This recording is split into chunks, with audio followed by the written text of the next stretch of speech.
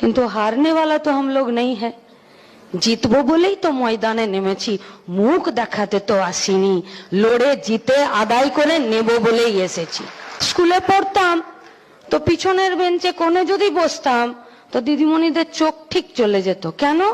কারণ তাদেরকে এই ডিউটি দেওয়া হয়েছিল যে যারা প্রথম সারির বেঞ্চে বসে আছে তারা স্টার পেল না তারা ফার্স্ট ডিভিশন পেল, এইটা তোমাদের দায়িত্ব নয়। তোমাদের দায়িত্ব হলো পিছনের বেঞ্চে কোণে যে মাথা নামিয়ে বেঞ্চের তলায় ঢুকে যাচ্ছে তাকে ওখান থেকে টেনে বের করে সে যাতে 40% মার্কস পায়, সে যাতে 100-র মধ্যে 40 পায়, তার কাজ তোমাদেরকে করতে হবে।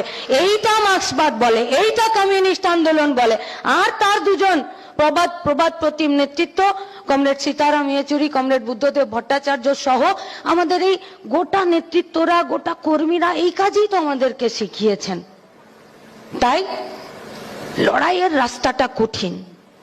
নাটক দেখতে গেছিলাম, থিয়েটারের একটা ডায়লগ ছিল যে যদি তোমার চলার পথে কোনোদিন শয়তানের মুখোমুখি তুমি যদি না হচ্ছ, তুমি নিশ্চিত জেনে দেখো শয়তান তোমার সাথে চলছে। তাই আমরা যারা শয়তানের মুখোমুখি হচ্ছি আমরা কিন্তু শয়তানের সাথে চলছি না, শয়তানের মুখোমুখি হতেই চলছি। আর সেই চলার পথে গিয়েই তো দেখছি প্রত্যেকটা দিন আক্রমণ বাড়ছে। প্রান্তিক মেহনতি মানুষ, পিছিয়ে পড়া, গরিব, খেটে খাওয়া, মহিলা, যুদ্ধে কারা সব থেকে বেশি ক্ষতিগ্রস্ত হয় গো? মেয়েরা। 2022-এর পরে এরা আর রিপোর্ট দিতে পারছে না। কেন দেয় না রিপোর্ট? ওই যে 26,000-এর তালিকা যেমন করে দিচ্ছিল না, কেউ কি বলে নাকি যেমন দোকান কাটা আছে চলো আমি মাঝে রাস্তায় দিয়ে চলি, এরা শুধু এইটা করতে পারে। তাই এরা 2022-এর পর আর রিপোর্টই দিচ্ছে না যে কি হলো।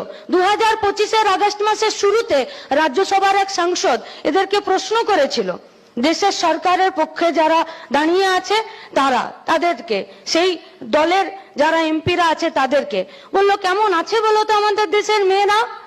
আমতা আমতা করে বলল যে দেখো 2022 পর্যন্ত আমাদের কাছে রিপোর্ট আছে বুঝলে, সেখানে শুধু এই রিপোর্টটাই এসছে 1,67,314 জন মেয়েরা অত্যাচারিত হয়েছে, নিপীড়িত হয়েছে, ধর্ষিত হয়েছে, ইভটিজিং এর শিকার হয়েছে এবং গার্হস্থ্য শিকার হয়েছে। বলল বাকি রিপোর্ট? বলল তা তো নাই। বলল কেন? বলল ঝাপ বন্ধ করে দিয়েছি, কত আর লিখবো, গুনতে গুনতে হাত ব্যথা হয়ে যাচ্ছে। 1,67,314,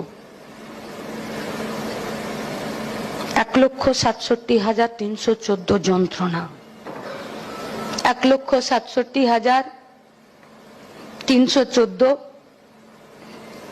চোখের জল।